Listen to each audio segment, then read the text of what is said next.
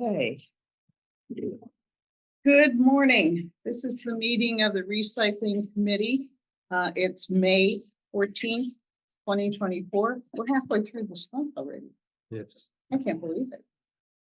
All right. So in attendance online, we have our MAC, Todd Kep.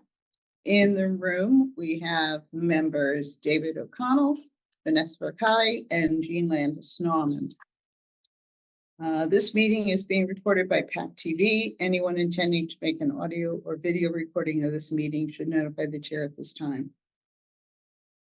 So Seeing no start one, 9:02 or 3. that's fine. Yep. So Todd, recognizing that you need to jump off early today, why don't I open it up and it's all right with everyone if I let Todd go ahead and share with us all the goodies that he found yesterday? Anything exciting? No, we were actually, well, yeah, there is. We're going through the changes for RDP for spring of 25. Okay. So we went through all that stuff. That's actually here's the cool part. I've been fighting for this for 8 years, is we're trying to get the RDP released, up to a year in advance. So that way previously it's, for the last really 7 years, it's been released, a few months before it's due. So we're actually going to release spring of 25 when the awards go out for spring of 24. So they should be out sometime. I think we set the date at September 1. All the stuff for the next round will be released. Giving everybody a real nice heads up on what needs to be done to maximize your points for that next round. So that's big news. I can't talk about changes yet because they haven't been approved or finalized, but there's some pretty exciting things, a lot of additions, a lot of new additions. There are going to be some budget constraints this next year, and that's due to the sunsetting of the waste to energy credits coming up in 2025. So we're not sure what's going to happen yet. We're not sure if the value is going to be cut in half or not. It's something that goes through DOER. It's not a DEP decision. So that office, and this is where I'm going to kind of rally the municipalities, and I'll talk about this in Claire's meeting tomorrow as well, is that we need to make sure that the municipalities are on top of this and they're well aware of what the potential is for these wet credits, because these have a direct effect on the towns because it affects RDP and how much money we can give out in grants. So if the value is high, we can give more money out because DEP gets more money into the trust fund. If they're low, we're going to be cutting a lot of stuff. So just kind of keep that on your radar for 2025 when that sunsets. But as I get more information, as we get closer then, I'll probably be asking the municipalities to reach out to DOER and express your thoughts on how detrimental these funds are to your programs. So it's a big thing, but really important. So our whole division is funded with these, waste to energy credits, or WEC credits is what they're called. So it's very, very important, not only for me personally, because that's my livelihood, but for the municipalities for the grant programs. So Sure. it's a big deal. Yeah. As soon as you know what we need to do, let us know. Yep. We had John Fisher that came in for about 45 minutes, gave us kind of an update, which was nothing new.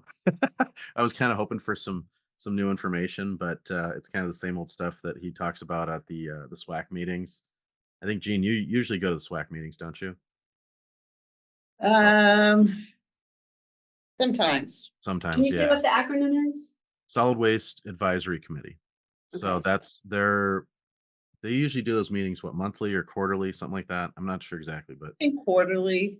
think it's quarterly, yeah. And they're, they have guest speakers in there, they'll talk about new programs, and the kind of the topics change from time to time. But those are, Vanessa, it's a really good education too. There's a lot of good stuff in the SWAC meetings.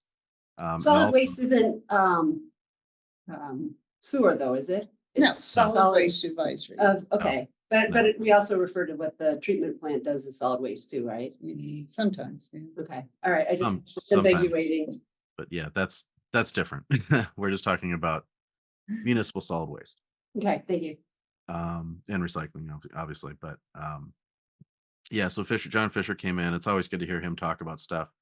And I got to ask him a lot of questions about the waste energy credits, just because it's detrimental to you guys. It's detrimental to the municipalities and myself. So, but once again, there's, you know, that's really the big topic of what we really stuck a lot of time on.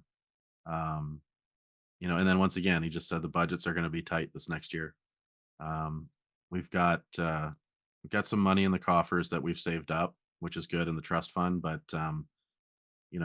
if those energy credits go down in value, we're going to have to kind of do a little ramp down a little bit. So, um, things will be cut here and there just to kind of keep that money.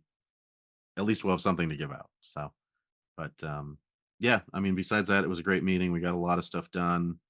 Um, and really the big push right now is RDP. Make sure everyone gets their stuff in. You guys are fine, but I've got other municipalities that are kind of dragging their feet a little. So, um, Great. Anything else for us? besides that, today we've got a pay as you throw webinar at 10, which I know you guys will be in your meeting, but it's going to be recorded. So I think it'll be good for, after that, I'll make sure you guys get a copy of it so you can watch it, because it's something that we've discussed in your meetings, was pay as you throw in the future, not necessarily today or tomorrow, but down the road, maybe take another run at it.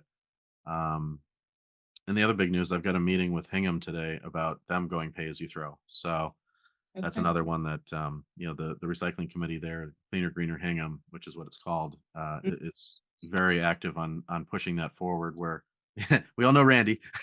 Randy's Randy's all for it, but just not right now. So Tell he us knows what kind of trash system they have up there. Is it curbside or is it a transfer station?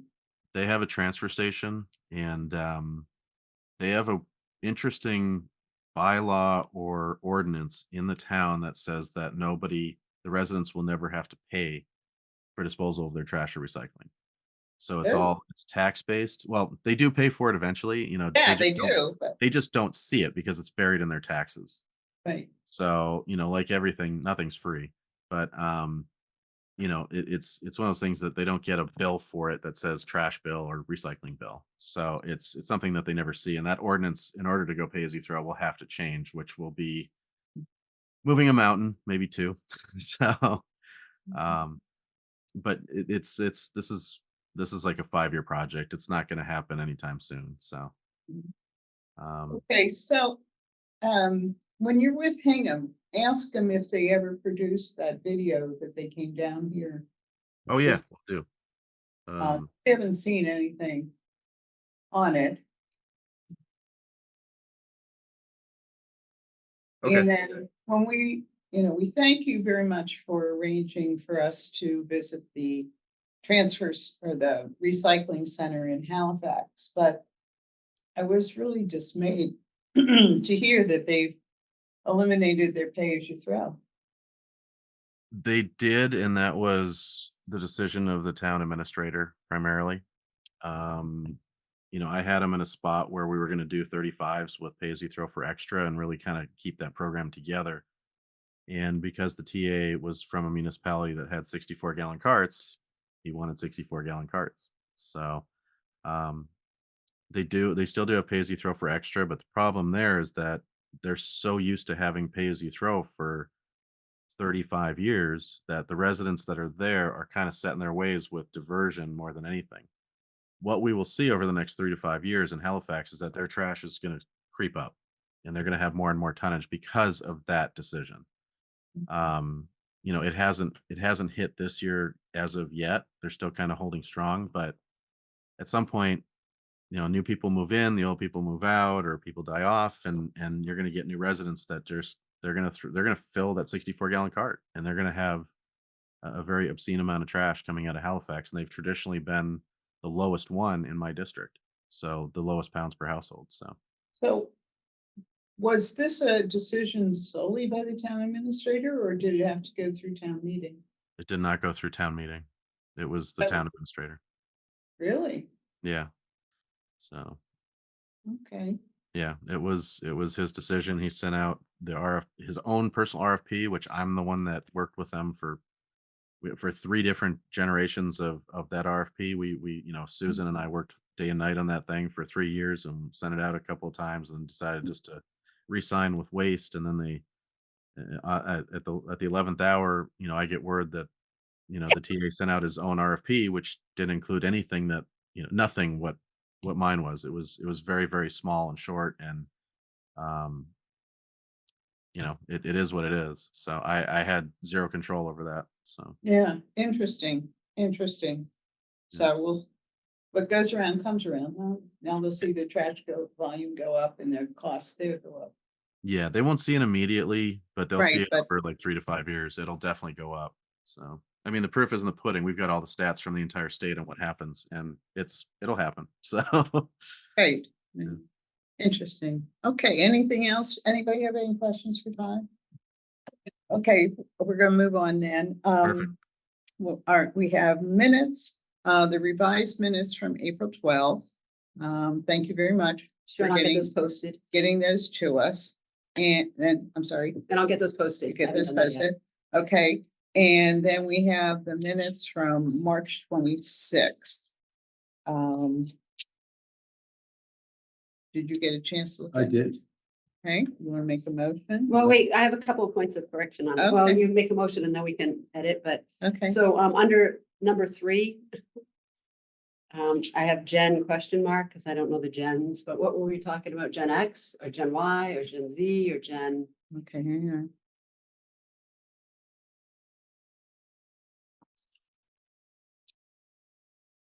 I don't know what he is. What would that I've be? lost track of And gens. no, I don't know gens either, but somehow that term came up and I You didn't know, get and what- to me, it doesn't really tell me anything. Okay, Just say younger generation. okay, I'll take that up. Thank you. Preferences of younger generation.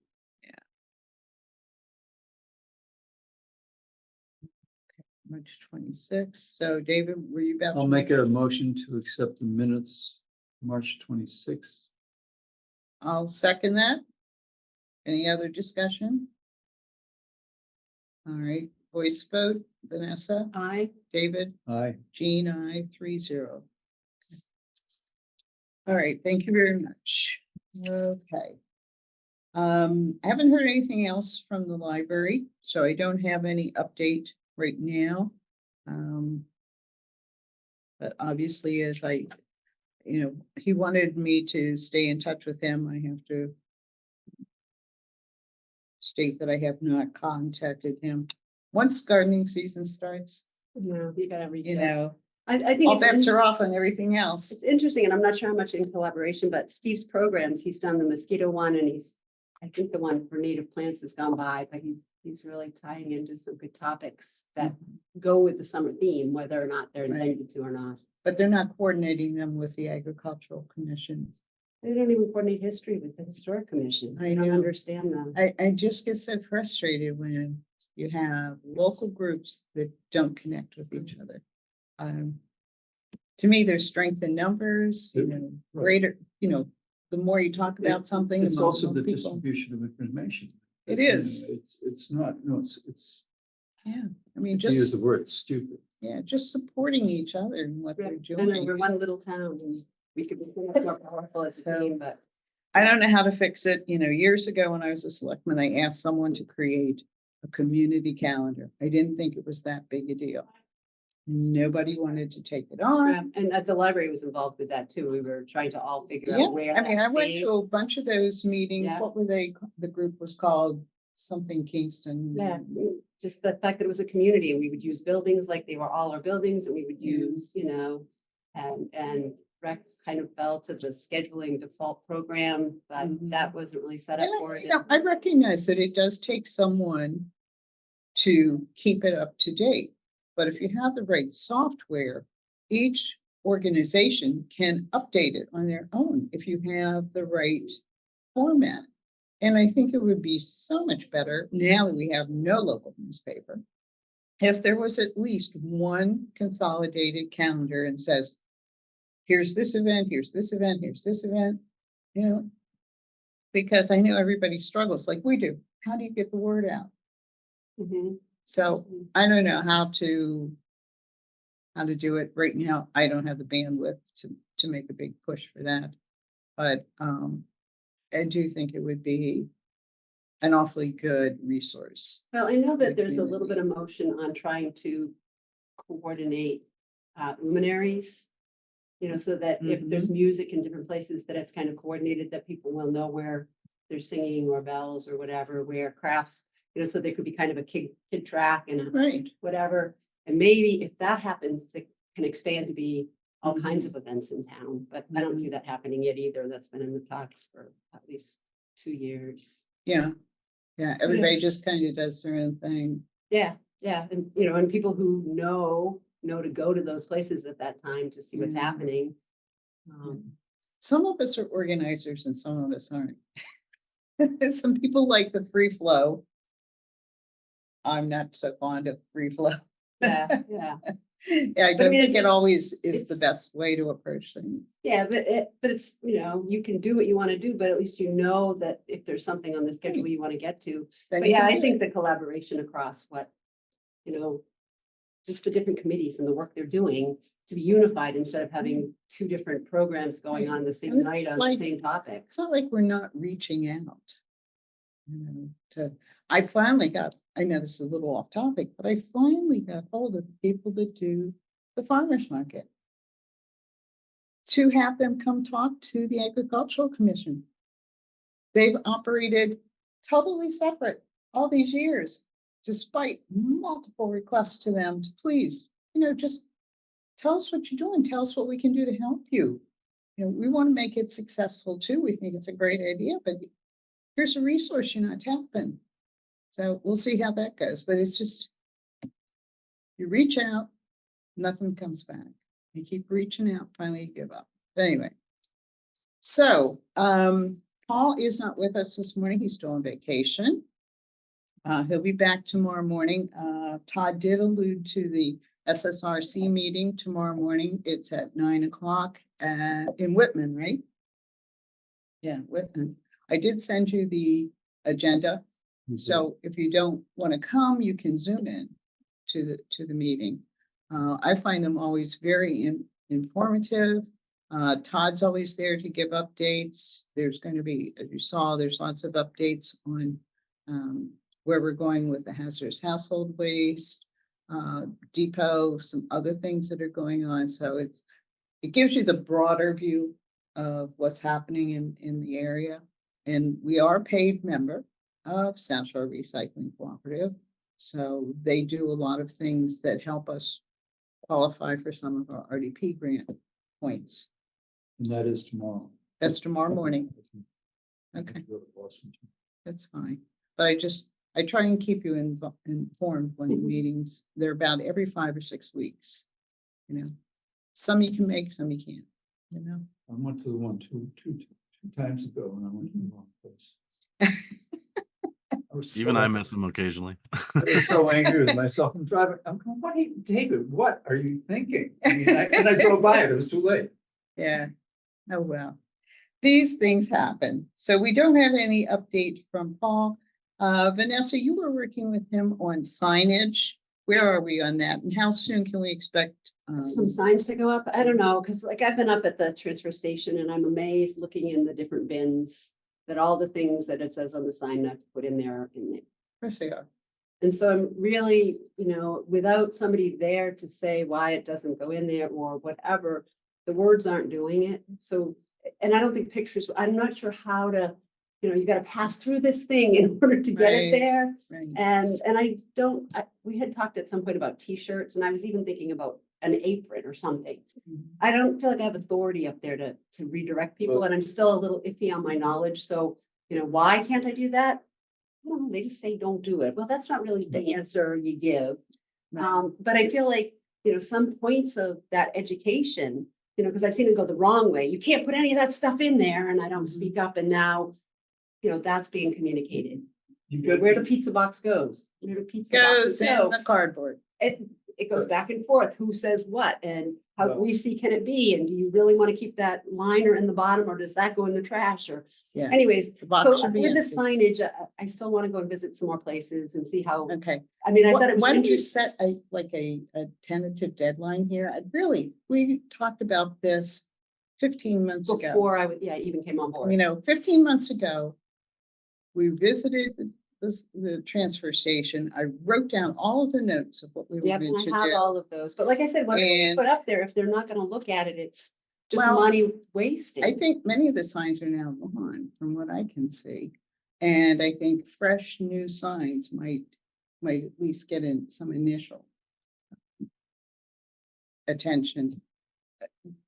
As we found with the swap shop, people do not always read the signage. They put in whatever they want to put in. I don't know if you got a chance to look at the video I sent you yesterday. I did the Healthy Kingston's PAC TV program 2 or 3 weeks ago. And she let me go in first, and I got a lot of stuff in while we were talking, because she goes, I can give you 5 minutes. I think I took probably close to 15, but there's so much in recycling that I wanted to talk about. So Todd, that should get us some points, right? The signs, yeah. No, No, the video. the video, the Video and Healthy Kingston. program I did with on cable TV. That was for I said- organics, right? Or no, what was it for? I mean, Every topic you can think of on recycling. yeah, I that would just- be that's outreach and education, so that would be an activity. Yep, okay. Is it can we take that 15 minutes, edit it out of the whole program and put it on the Probably. recycling page? Probably. Because that's where people are gonna find, I mean, I know lots of great programs. I just Saturday morning found where it's not even called PAC TV anymore. That was part of my problem. I know. What channel? I'm asking, PAC TV, you can put my TV and it keeps It's coming not back with going, yeah, irrelevant things. yeah. yeah. So, I think, yeah, there's lots of great stuff out there going on. There's just only so long that you can plug in and find it and watch it and do it and all that other stuff. Yeah, well, I started off by saying recycling is not easy and the rules keep changing. And then I explained why the rules keep changing. Because I think if people understand a little bit more about the recycling process and what their role is to provide feedstock. So if they understand that that's what they're doing, they're providing feedstock for future products. And you've got to have a market and a manufacturer. And that's what dictates what you can put in those bins. So that was the first part that I did. I don't know how well it came across. I understood it, but I don't know if the public would Can understand. we But go back to Mhm. T-shirts or apron or however you want to do it, but it's some sort of an identifier. Because Mhm. you're right. I've not gotten into arguments with people there, but I've had people get really testy Yeah, when I make a comment. And so I'm very careful now. And matter of fact, I don't, unless it's really, I don't say anything. Not that I live there, but when I go, I look at what people are doing. Yeah. And some people genuinely don't understand the difference between cardboard and heavy paper yeah, board. Yeah. And so, the last one was, and I think I've said it here, was a man put paperboard with the corrugated. Yeah, And I said, excuse me, I said, but that is not corrugated cardboard. that might be And a I, picture and on the I, side. and I said, look at the, and then, some people think it's a little thicker, so it doesn't have to be thicker, it's corrugated. Mhm. And he got really, took it out, but he got really annoyed, and you could tell he was annoyed, and I said, I don't want to discuss it, he's even Right. bigger than me as well, Right. so. Not that I would get into a fight, Yeah. but No, it is so tricky. It what is I'm tricky. getting at is if we, and the other thing is, as long as the people who work there understand if we're wearing some identifier, what it is and who we are. Yeah, Right. Because there are a lot of new people there and they don't, No. they don't know us, right. you know. And so the reason I thought of apron is just because I'm not gonna wear a t-shirt if I'm out there in October or November. Right. No. But if I wear a jacket, I can still just throw an apron over that. There you Or go. even a vest or something Yeah. like that, Exactly. But then it's not too hot for the summer, but it But can if be it- worn over layers in the winter. Yeah, well, if it were a vest, you could put it over a jacket. Yeah, and I think that would probably they would recognize that if you were wearing a vest. That doesn't mean they're gonna take kindly to anything that we say. No, but at least. At least you you're just have- not a busybody. You have, that's it, Yeah. you appear to have authority. Yeah, Todd, do you some. have any experience with this at other transfer stations? I mean, it's not like we're gonna be down there policing. When we're there, if we see something that we could correct easily. Mhm. You know, if we could just throw on a vest and approach someone and say, hi, I'm from the recycling committee. Can I tell you, you know, whatever? Yeah. Because I've done that and, you know, I've said, could I just explain to you why you shouldn't put your plastic bags in here? And the guy was okay with it. And he said, well, but where do I go with them? I said, any retail place that hands out plastic bags needs to have a container by the entrance. I said Walmart, all the grocery stores, you know, any place that, bigger place that has. Okay. And he said, well, thank you. I mean, it is kind of awkward to approach a stranger and say, don't do this. But at the same time, I think we do have a certain responsibility to continue education. And To that's me, where I that's think, what it is. It's We education. do, and the other thing is that if people are going to go through the effort to recycle, then Right. they should welcome the advice or the information, I should say, Right. not so much Yeah. advice, but information. Well, not everybody does it willingly, I understand that. you know. It could just be, my wife, you know, she does this recycling thing and I get stuck dumping it, you know. So, So, on-site education is difficult, but it's the best and most effective way to change behavior. That's what we found using the recycling IQ kit. mhm, You know, and this was in the partnership with the recycling partnership helped us create the whole program. So ultimately, you know, the tag on the bin or you know reaching out to someone is really the most effective way to change that behavior. I'm not saying it's the easiest because it's not. You do get people they get agitated easily because they don't like being told what to do, and nobody likes being told that they're wrong. You know, you're Right. doing this incorrectly. So it really does take a light touch, but it's more of a hey, just to let you know for future reference, this mhm. this product actually belongs over here, and this one goes to the trash, and so on. And if there's any other questions I can answer for you, please let me know. You know, and they might ask, well, why? And then you just go into the reasons why. I always like to back up the reasons or back up what I'm saying with reasons why. So plastic bags should not go in here because they get caught up in the equipment, which causes downtime, which causes your rates to go up. Have a direct impact on that individual, right? Or you know, the same thing with, you know, Vanessa, you brought up pizza boxes. The easiest way to deal with a pizza box, flip it inside out, dump everything in the trash, throw the box in the bin. That's it. Whatever's in there, just let it fall out. So, grease, not an issue. The whole box could be 100% grease. It does not affect the ability to recycle it at all. So the machinery that and the processes that the paper mills use, they don't worry about the grease. That's not a factor at all. So, and that's you know, people are going to argue it left and right. We still hear about it. It's the number one topic on Recycle Smart. You know, Boston was talking about yesterday. They get more questions about pizza boxes. It's like, no, pizza boxes are recyclable.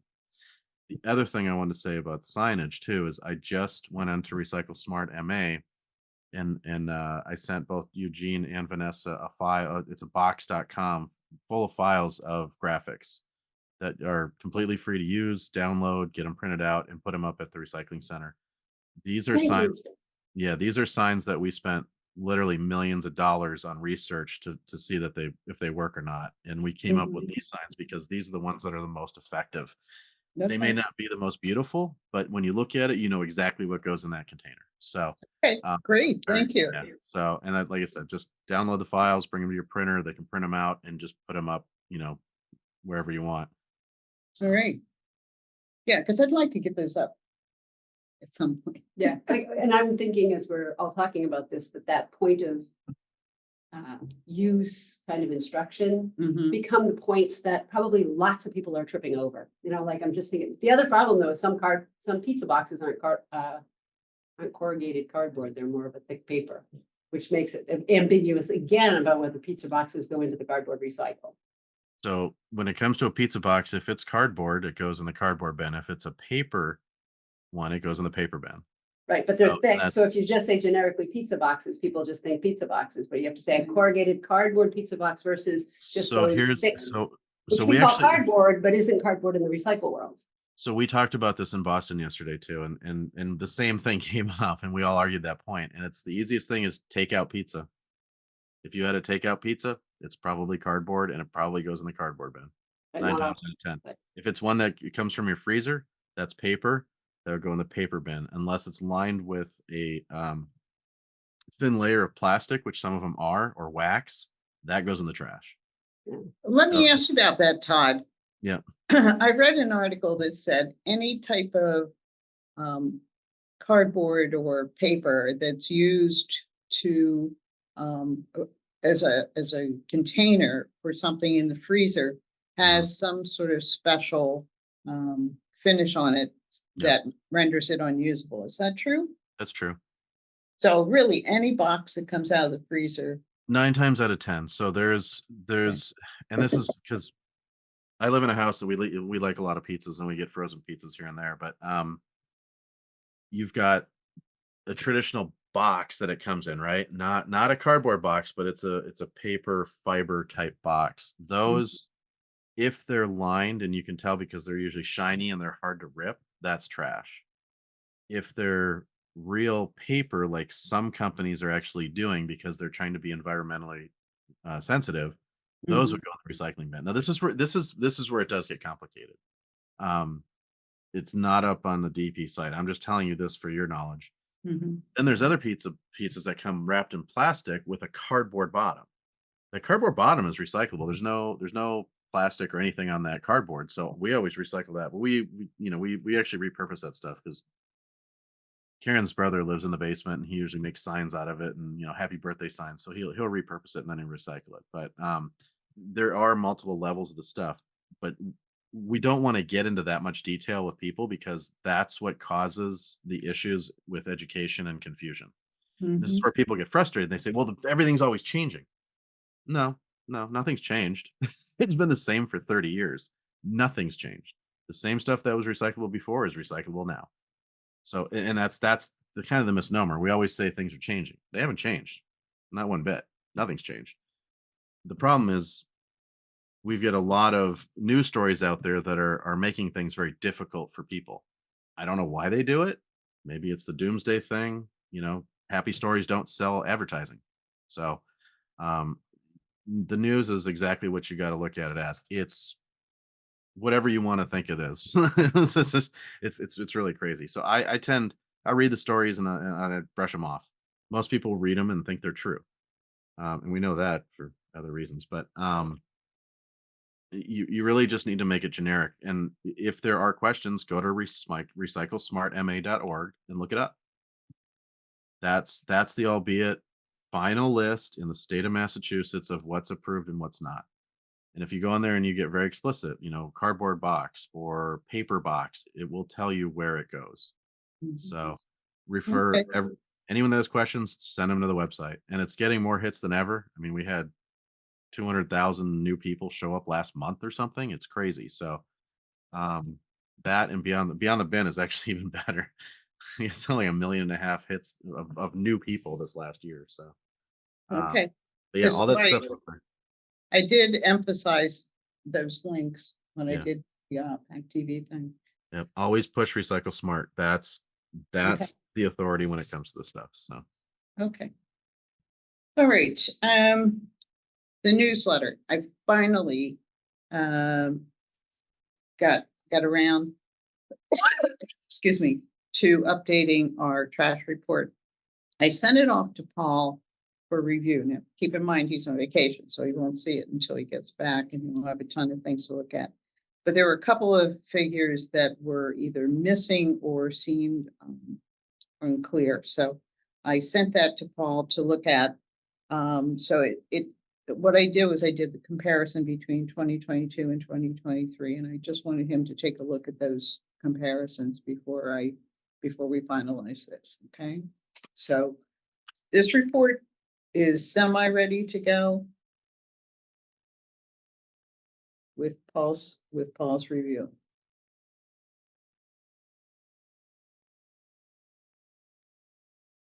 This has taken far longer than I thought it would to get this done. Okay, we do have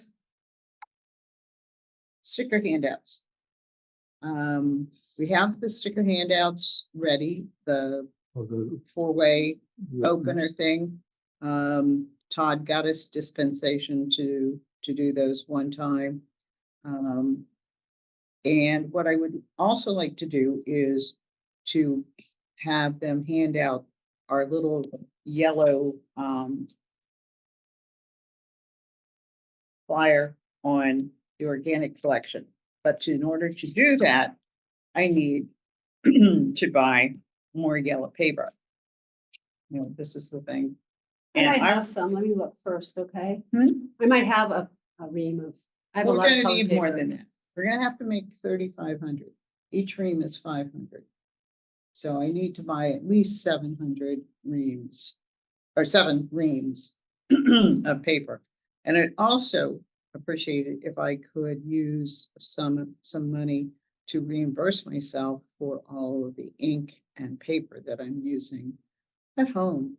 I go through a ton of paper for all these committees.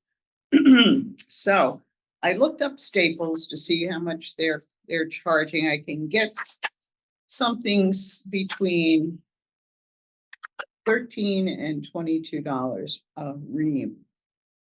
So if, I guess what I'm looking for is like a authorization to spend up to $150 on paper and ink.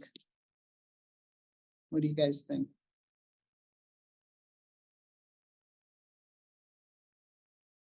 I will run off these for, So these would be handed out when people buy stickers. yes, it'll go with the other package that they get. So that they, because we've got to ramp this up. We're not seeing huge leaps and bounds in the number of people that are participating. And until we get to a break even point, you know, based on what Todd's saying, you know, we could see a reduction in our RDP. That's what's fully funding the collection right now, Mhm. to the tune of $180 a month. I mean, it's not huge, but still, it's an ongoing expense. It's And per times pound, 12. very expensive. Yeah. Per tonnage. It's Yeah. really high. So we need to Does get, it say anywhere on those about that you can use any container to bring your stuff? Because I think if people feel like they need some particular thing to be transporting, like I said. I just residents should use home collection buckets with lids to store and transport organic material to the RDC. So that's all we're suggesting, is that they have something with the lid. I've heard from a lot of people say they simply stick it in the freezer. They have, In a yogurt container or something like. yeah, that, they have throw something away. in the freezer and they just drop the material in there, and then when they're ready to go to the transfer station, they pull it out, so that We would have to have an enormous freezer. I would too. And I don't have that kind of space in my freezer. So that's the way it's written. I mean, if you want to take a stab at rewriting it, but I want to get these. Yeah, no, I don't want to hold it up. Because it does take a while to run off 3,500 copies of something.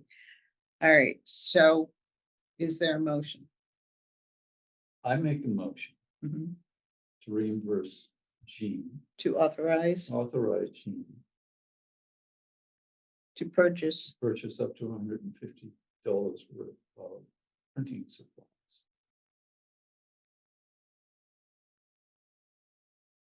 how much did you say? 150. Okay, You're authorized Jean to reimburse up to. to authorize Jean to purchase up to $150 of Paper and Paper. ink. printing Paper and printing material in support of the organic collection.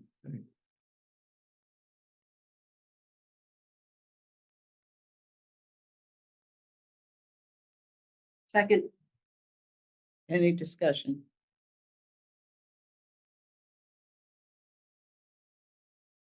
So for the next 2 weeks, you know where you'll find me. I'll be in Paul's office running on. All right, We need to take a vote. Aye. Aye. Aye, 3-0. Thank you very much. And I did just hand in the monthly bill from Black Earth. And I got it the other day. I just did all the paperwork and handed that in this morning. So that's taken care of. Okay. Do we have anything new on the schools or our corral? The corral hopefully will be done by the end of the week. I had surgery on my Right. hand. And it's taken longer for it to heal and it's almost there. And Michael has agreed to help me. Okay, So hopefully we'll get it done by the end of the week. excellent. And then I'll keeping in mind that we want to have it made so that we can put that hand Yes. sanitizer. We'll attach to one of the posts. Okay. So the hand sanitizers are over at Barn. Paul's. Yeah, The Paul's. barn. Is it a wheel barn? I don't know. Okay. Swap shop. Thank you all for going with me. We did David drove. 4 of us went to look at Tough Shed. I had previously talked with a woman in Connecticut at Cloder Farms. And then we also have Chapin, which is also in Whitman. And I left a message for the Cloder Farm contact yesterday. I want to make sure that I get an estimate exactly like we got from Tough Shed. And by the way, he keeps calling me and emailing me. I'm sure he wants to make a sale. So I went back and I looked at my notes on procurement and on procurement here. We'll put them right in here. I believe if it's under crap, where's my procurement stuff?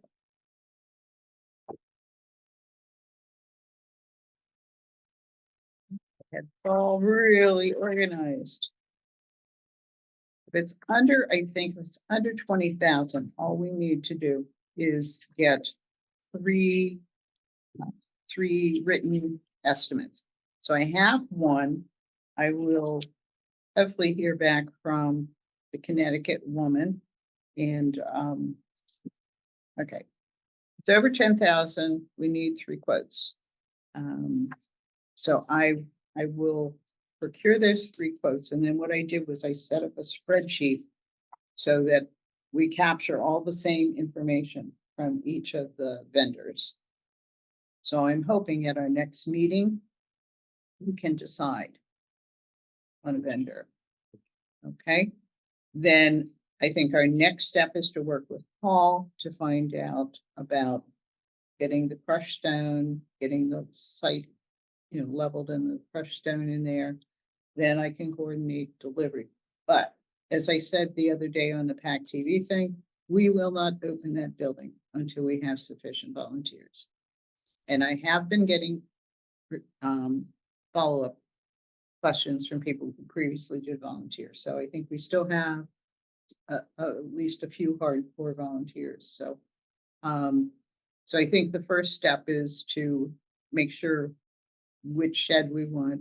We know there'll be a delay now because we're into the summer session as to when it can be delivered, but that should give us time to work with Paul on the site work. And then we'll focus on lining up our volunteers. Is it gonna go on the pavement or it's gonna go back behind the pavement on this? I'm thinking it'll probably be a little bit on the grassy area.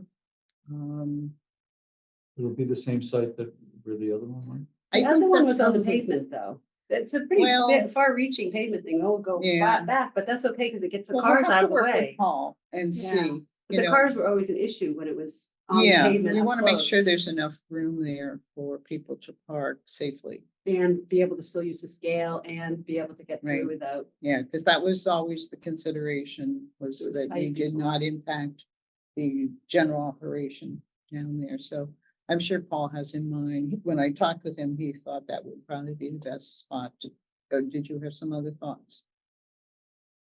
I did, but it probably doesn't make a lot of sense. I was thinking, over, it'd be on the other side, Mhm. over where the where the compost area is. And the only reason it came to mind, and I'm not really sure it's a good idea, is that it just puts two things together.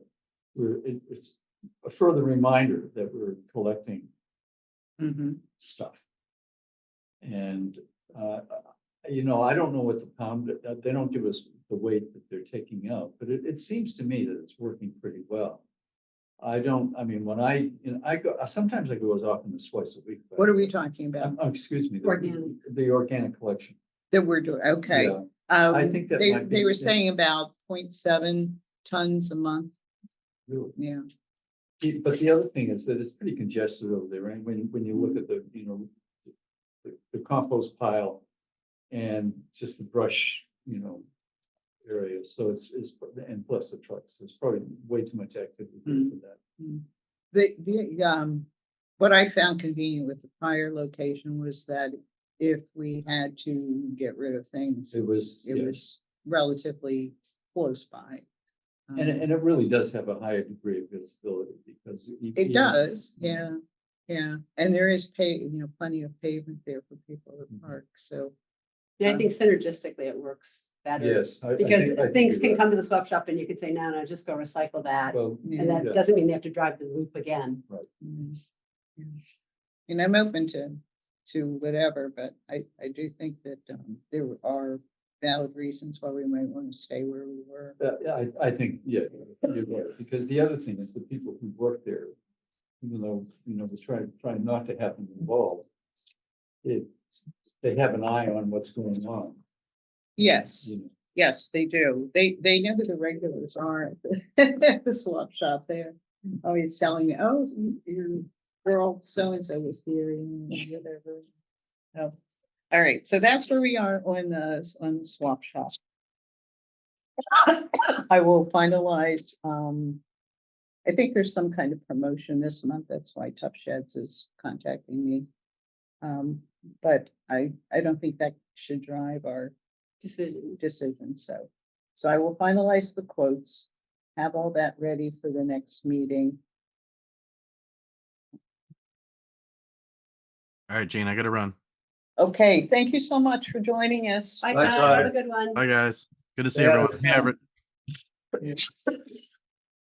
Yes, I did sign up for the webinar that he's talking about, the pay as you throw, because when you sign up, even if you don't attend, they do send you the link for the recording.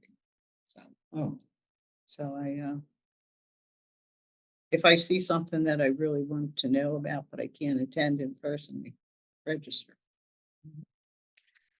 They send you notes and links and all sorts of things.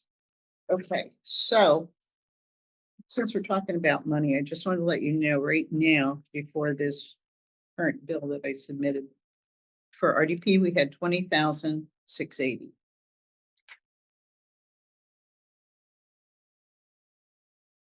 And then for our CMAS, we're still at 4723. And so we're still good. They did submit the application for the grant for 6,000 for the swap shop. When will we hear on that one?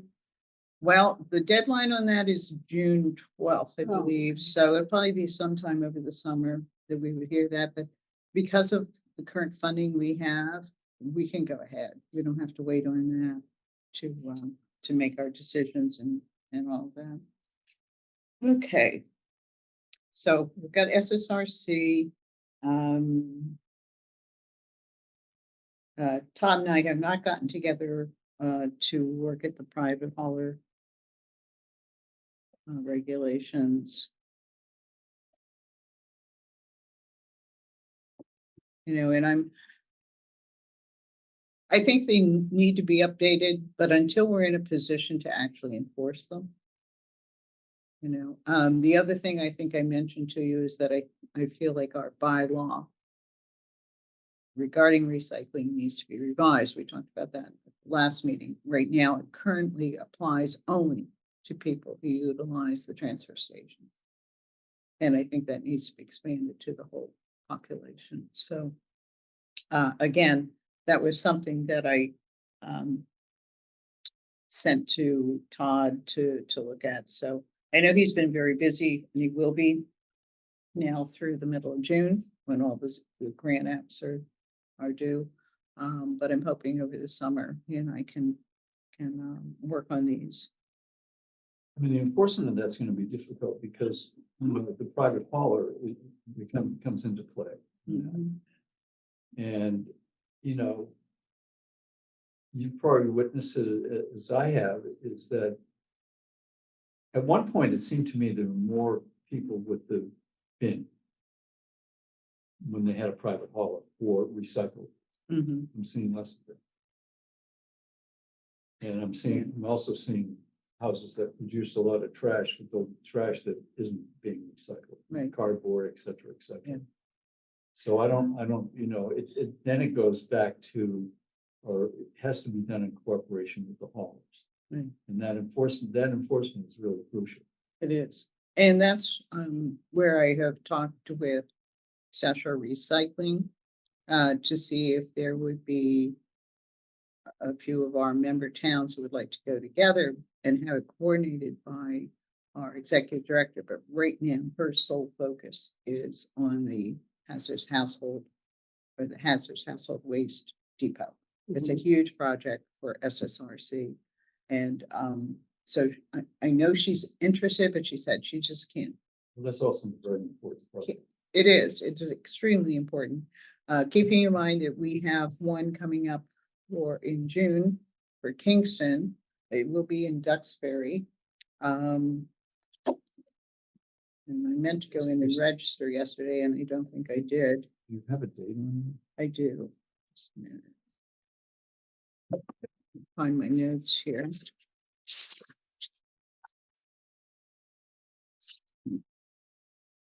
Okay. So what I did when Pack TV was I covered this recycling work, the recyclopedia, plastic bag ban, the fact that we provided free reusable shopping bags, the organic collection process, the swap shop, our hazardous household waste collections, June 8th in Duxbury, and you have to register through SSRC. And I talked about the fact that we are a member of the SSRC and what that provides for our residents. Talked about the new little handout when they get the new stickers, talked about the green teams, the library summer reading program, textile collection, lithium ion batteries. So I tried to put as much stuff into that opportunity as I possibly could. So June 8th is So we have to go online and do it through SSRC.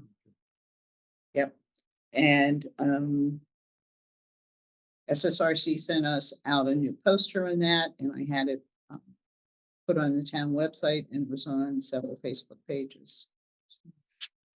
And didn't someone say somewhere that? Where would I even heard that all of the slots were filled for signing up, but that was for the first one somewhere? Yes, that was for the first series, not for this series. Okay, Okay. but that's good that people are aware of it and people are taking advantage of it. Yeah, yeah. But apparently, even if the slots are all filled up, you can just show up. And, it just gives you an opportunity to kind of schedule when you're going to be there, so you're not sitting in line Yeah. forever. Okay. Okay.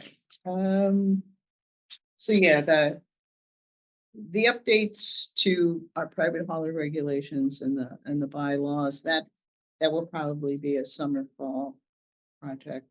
It's like I say, once my gardening season arrives, I'm outside more than I'm in. Okay, so we've gotten some items from SSRC reminding us what sort of things they have done for us to qualify for RDP grant points. And also the things that we need to be sure we have on our website. And so we've tried to, and Paul and Todd had been working on our report a few weeks ago and called me for some information. I've looked it up, sent it to them. So hopefully they have everything they need for us to qualify for as many points as we possibly can. Because at $600, I think we're 600 a point, right? It takes quite a few points to, and they've eliminated some of the things that we're going to get credit for.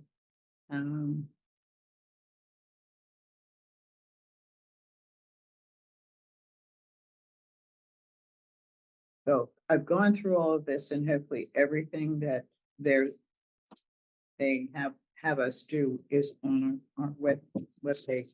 Speaking of which, let's see who's up for renewal.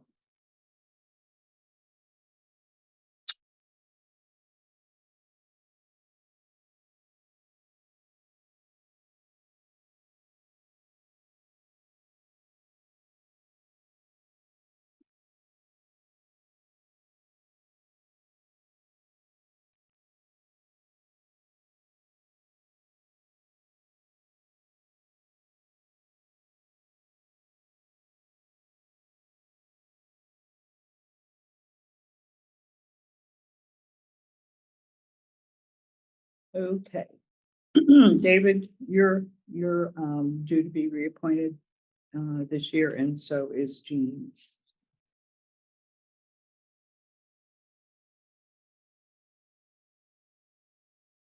I understand from the selectman's office that the letters that were sent out yesterday to individuals asking if they wanted to be reappointed, so you should be receiving that shortly. Be sure to respond timely if you want to be reappointed.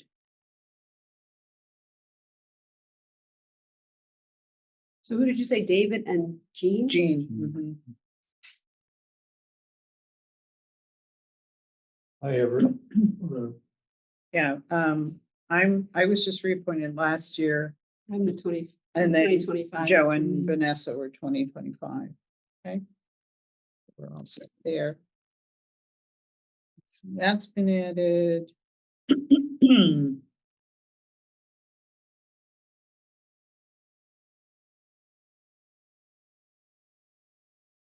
Um, Outreach assistance. We had an informative discussion with Jen. Is Jennifer? I can't think of her name. Jess Wozniak. At our last meeting, she explained to us what she can do for us and how much she charges. She did send us some links on what she had done in other communities. So I throw it out there for discussion. How do you, I mean, I think it's a good idea. I don't know how effective the woman is, obviously, not obviously, but I don't. How do you feel about it? I mean. Well, did you look at any of the links on what she had done? I don't know if I got them. You know what, I think I did. I'm just, I know. I barely remember to, do anything. It's horrible. It's driving me crazy. I can send it again. Vanessa, if you Okay. want. Okay. I look at stuff and I make a note and I forget to look at the note. Yeah, I know. And then the Yeah. next day I go, oh. There was something just yesterday, 2 days ago that I did, whatever, yesterday. I don't, but I looked at it and said, damn, it's right on my calendar. I know. We're all busy people. I think that's the issue is we've got so many balls in the air, trying to keep them all going. So She did send us links to 4 different things that she had done. I do think she could be very effective in helping us at certain points and getting material out to the public. These are Facebook pages. So she's utilizing Facebook. We do not have a Facebook page, so you heard her talk about how much she charges to set it up and then keep it going, but I don't remember what her fee was, but that, so she would get a retainer basically on a monthly basis, or? yes, yeah. But I think she said that we would see everything before it goes out, so it's not like she would have free reign.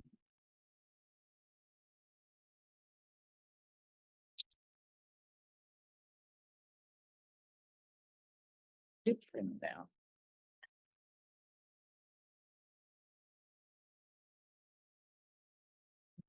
That. Vanessa, do you have your notes from our discussion with her? Or was it Yeah, in I'm the not sure if I minutes? put down every single bit of prices, but just a second.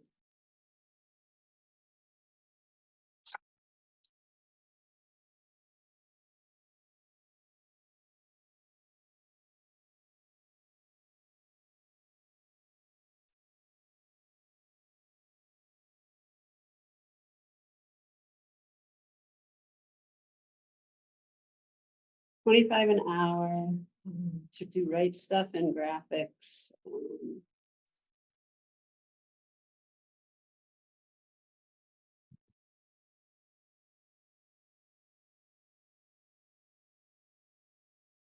Put all the price stuff in there.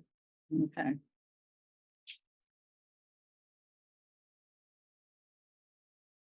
Let me see if I can find my notes.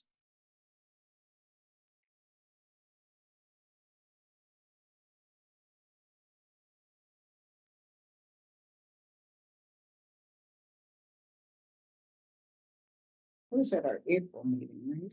Yeah, 417. My April minutes.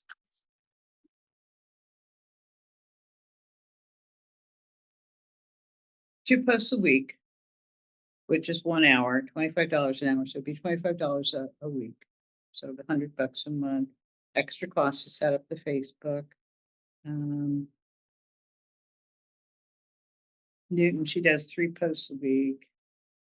She writes, she does the graphics, always gets reviewed before posting. She sends it 2 weeks ahead. So, I think we should probably take turns reviewing that. I don't want to have to be the only reviewer.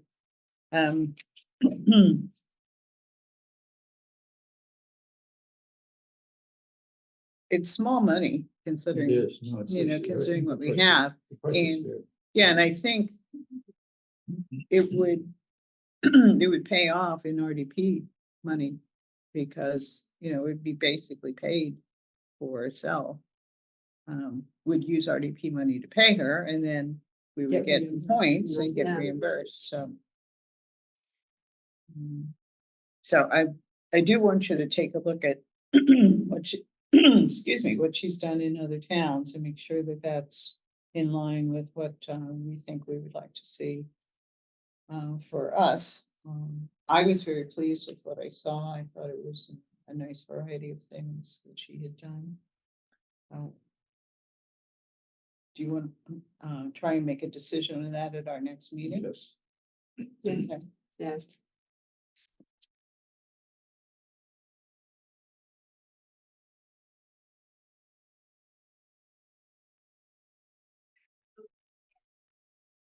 Yeah, I don't think she's sent me, I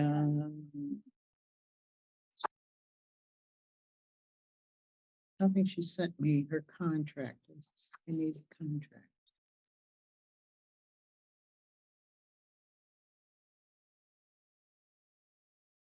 And again, because it's so small, I don't think we even have to ask anyone else. In other words, we don't have to have multiple bids on this one.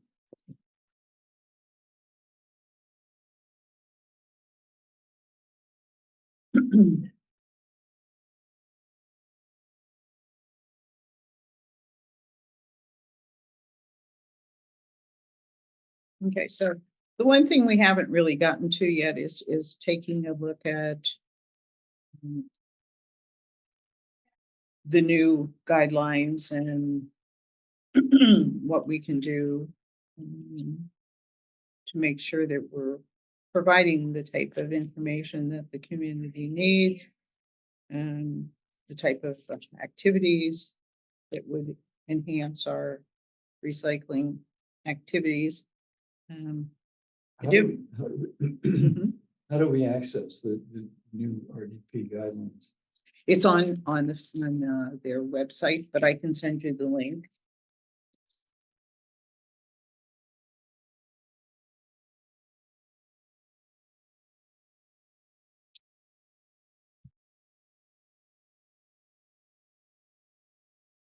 Okay.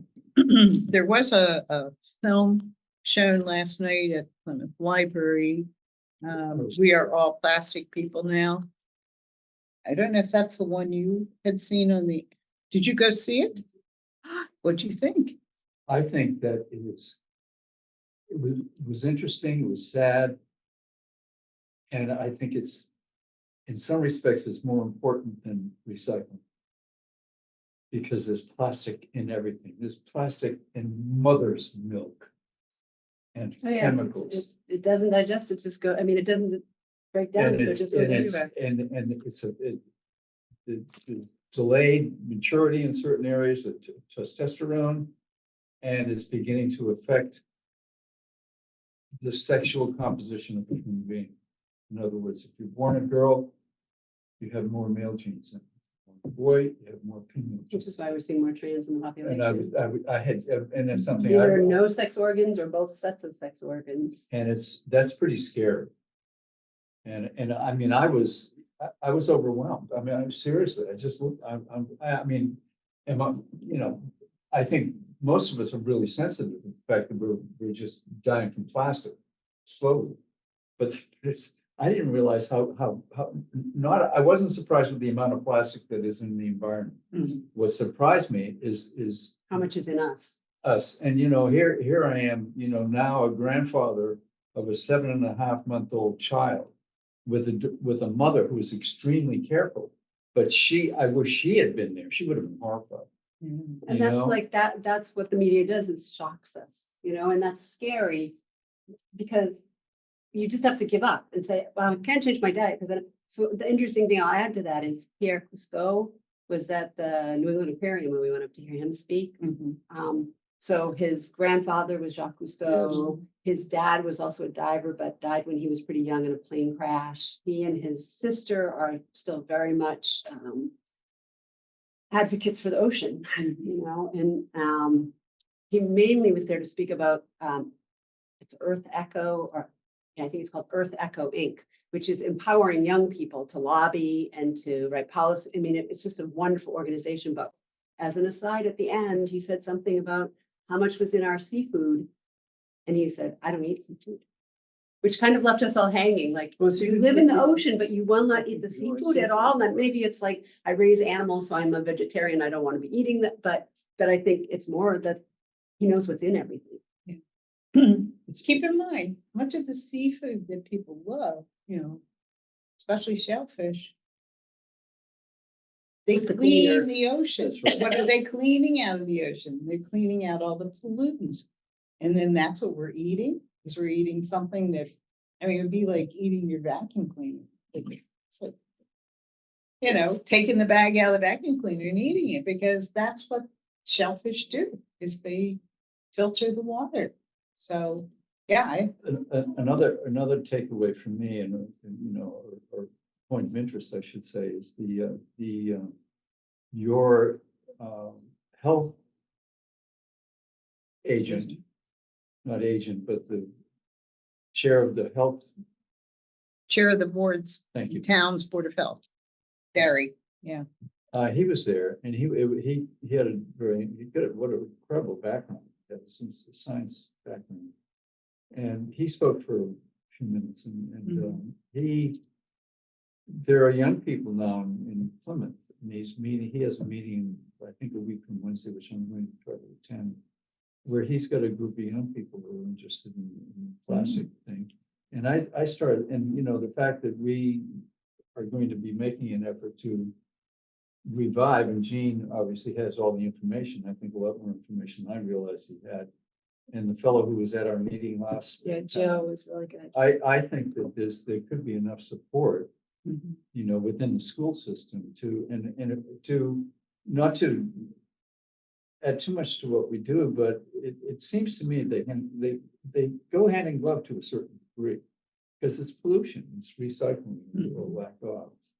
And so anyway, I'm gonna try and go to his meeting, because there are young people that are going to be, it's on a Wednesday, it's during, I think it's in the afternoon, late afternoon. But it's But I'll- at the school or the kids are gonna come It's to at him? town hall Okay, yeah. in Plymouth, and I'll have to go online and find out, get the exact time. Mm. Um, Well, I I'm don't- sorry, I only found out about this yesterday in the Plymouth Independent newspaper. Is that how you found out? No, No, you you sent sent something, yesterday. Well, I, you know what, I'll copy it and show it to you. Okay. You know, I had it last week. you Oh, know, okay. Maybe um, I just didn't recall seeing it until. I Because the saw woman it. asked me, how did you know? And I said, well, you know, I told her I was on the recycling thing, and you Mhm. worked with her on the plastic Oh, bag yeah. plan. Oh, yeah, Nancy. Yeah, okay. I didn't realize she was gonna be there. So it would have Because gone through Sustainable Plymouth, they would have been, they have so many good groups down there too. Mhm. Yeah. But this is something. Oh, I you know, wish I would have I made gone. a copy I of would have this, liked meant to have bring met it her. with me, but This is her card. Mhm. Um, Anyway, I was fascinated by the whole thing. I mean, it's very upsetting, but it's, you know, we need to be upset. We need to be upset. Yeah. And there was some, you know, as I said, your health department guy was there, and he was, you know, he was short presentation, but good. Should we try to have them show that film here?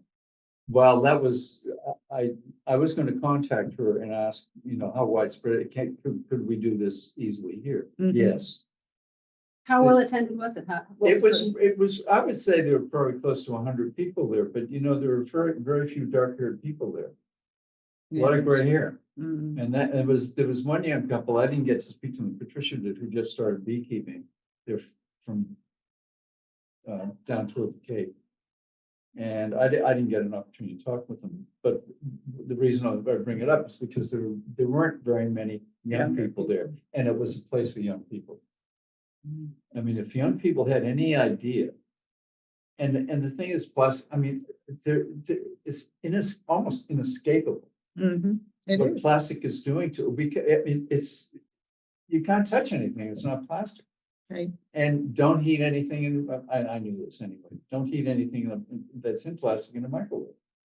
Yep. And the fact is, even if you're not heating something, that it leaches into the food. If you're buying food that's wrapped in, you know, has a Plastic. Yeah. plastic cover over it, it Yeah. leaches into the food, plastic bottles, it's Yeah. leaching into the Water. liquid.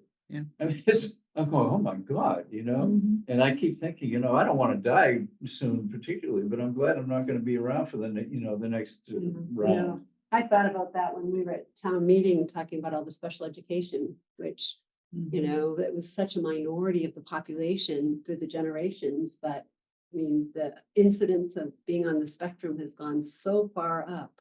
And like we're saying about the trans, you know, we're, you know, screwing ourselves up and our kids up inadvertently, but then everyone's like, Right. you know, well, where's this all coming from? You know, that's whatever. And Yeah. it's not a judgment thing.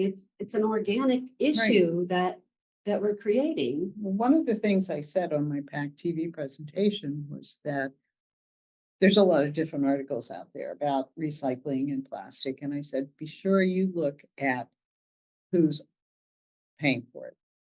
As I said, you have to remember that all the plastic comes from petroleum. So the petroleum industry has a very vested interest in continuing to produce plastic.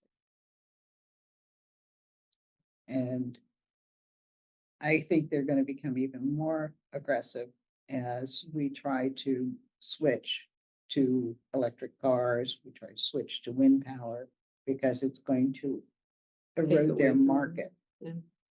So how do they keep a market? Well, they produce more items. They also, the other thing, you look at some of their advertising, they're not telling you. Mm-mm.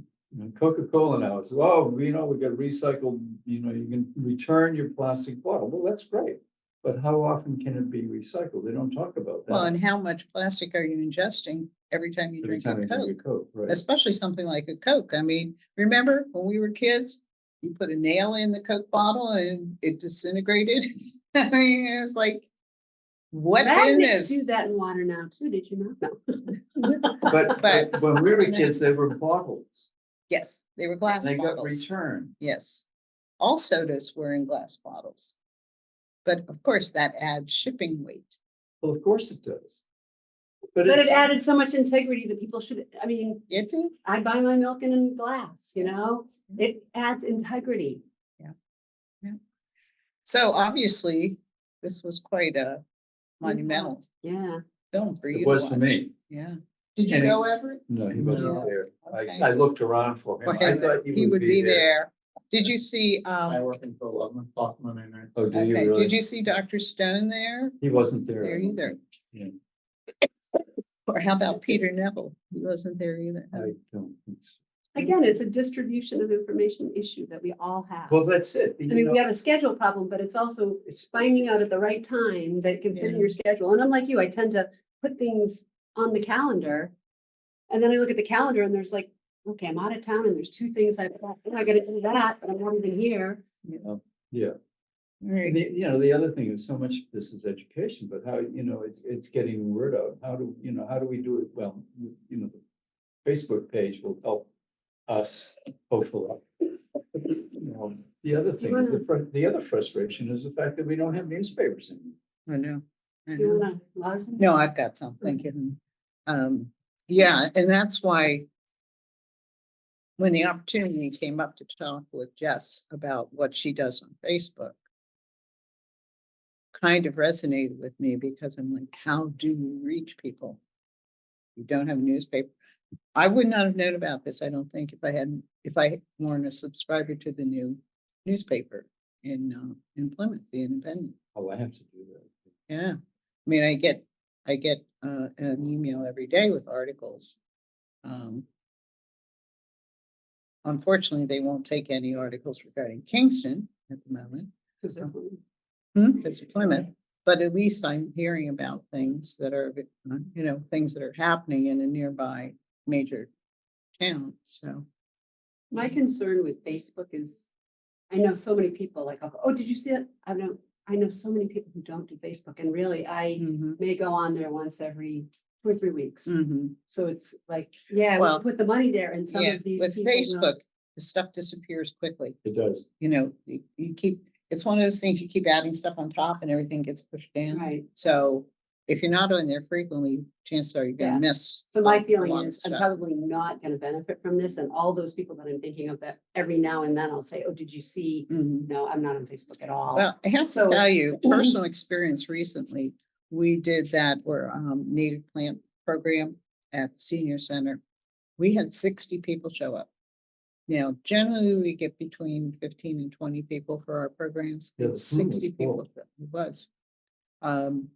And I asked people, how did you hear about it? Where did you? And it was a variety of answers, but I think a lot of people did see it on Facebook. And we also had that general email go out from the rec department. They've got a pretty extensive email list, and Yeah, the they'll, rec is they'll- doing everything right in that. Yeah, and they'll the more the distribute town it. could tap in, but it's not, their job to take care of all the organizations in town. no, it But I isn't, think but they're It's a really, great infrastructure for. yeah, and hopefully to reach some of the younger families, Yes. because I know they're busy. I know in my own But if you family, they're twist it busy. over too, to say, but these, here's what's gonna happen if we don't start changing things for, the Oh, yeah. future generations, and here's where it's at now, and Yeah. it's not, undoable. I mean, that was the neat thing about Pierre too, is where they looked at the places that things had started to heal with coral, or had started to, that there is some Hope. yes, There's yes, Yeah. things are resilient more than we kind of assume. You know, Yeah, we can't this- assume that there they're would- gonna be that resilient, but then we're happily surprised when we find resilience built into Right, nature. but it takes action on our part It does. to stop It what's does. happening. But it's a long, slow process, and Yeah. that's the disturbing part. Well, and the part, also, it's, you know, we're looking for rain gear. You can't buy any rain gear that's not PFAS. You know, Peter found a company in England, and I think he ordered something from it, but their sizes are so different that it was odd and every, you know, and so then you gotta ship it back to England. But there's one company there that's starting to make, you know, waterproofing without PFAS in it. Mhm, That's still, you know, not just a nylon suit that you, right, rubber suit that you sweat to death in. But our options have to change, which is, again, it's gotta be market driven. And people don't feel empowered to do that. We don't boycott, we don't, you yeah, know, demand things, and hopefully we start to, one of the things that we said earlier. The FCC, I think it's coming down from that way, that if companies want to define themselves as sustainable, they're setting up regulations so that people just don't say I'm sustainable without having, you know, sort of Right. like we they have to do with the meet certain DPS. guidelines, yeah. So that's gonna start to make it a driven that way. A company Mm-hmm. can't say that we're sustainable. And if young people are looking for a company that practices sustainability, then hopefully that will start to drive Yeah. dollars. Yeah, we still don't know about the producer responsibility bills, where they're going to go. Well, that should fall under all of that. It should. That's slow to happen. You know, yeah, it's, Of course it is. I mean, it's, you know, it's very expensive to do. well, it's not just And if you that. don't have the market, like But- Todd said, we can't even, we have money, but we can't even fund people to do the organics. Well, the collection, producer recycling. responsibility lays the recycling costs right on whoever produces the material, which means that that will then force them to reduce the amount of packaging and the type of And packaging the type of packaging. that they use, putting less out It into has, the it has environment. to be legislated. It does. And that's another problem is that. Or incentivize, Mhm. which is what recycling is. It's not, well, we can legislate it, but we've got to incentivize it. Well, yeah, indeed, but you have to have the legislation. You know, a law has to be written that says you can and cannot do this. And it's like a plastic thing. You know, this woman was, you know, hoping to get people to send postcards into their legislators. Mhm. And it's important, and people, a lot of people go, you will shrug it off. But they do pay attention, particularly the ones that like what they're doing, they want to stay in office. Oh, yeah. And if they truly want to represent their constituency, then the more people who contact them. You know, when Tom Coulter was still a state rep, I remember talking to, oh, please forgive me, my memory is just gone. Who is the woman who lives just down the street here on the left when you're going? And Who, she's- Amy Belmont? Amy. I was talking to Amy one time and I don't know what specifically what the subject was, but it was contacting your legislator. And at the time, Tom was the state rep here. And she said that he does things sometimes that he doesn't want to do because he's not getting the support from the people who elected him I can tell you that that is the case with our current state rep too. with Kathy. Yeah, she has had some bills come up that she really didn't want to support, but she got overwhelming contacts from the public to support it. And she said, I really have no choice here. You know, this is what my constituents Yeah. tell me they want, And they're the even people though who- I personally might not agree. And so, yes, It's important. and I don't think people understand that generally. I certainly didn't appreciate how much of an impact that would have until I spoke with her. And it was on a pretty difficult subject too. And I said, how could you vote this way? She told me. She said, I didn't really have a choice. This is what my constituents said they wanted. So she had a very vocal constituent on that side of the issue. So it is important. It is, it is. Okay, anything else? All right, our next meeting would be, now, we've switched to the second Tuesday. Does that still work? God bless you, It works. It works. It works. which would be June 11th. Okay. If I didn't have you in there already.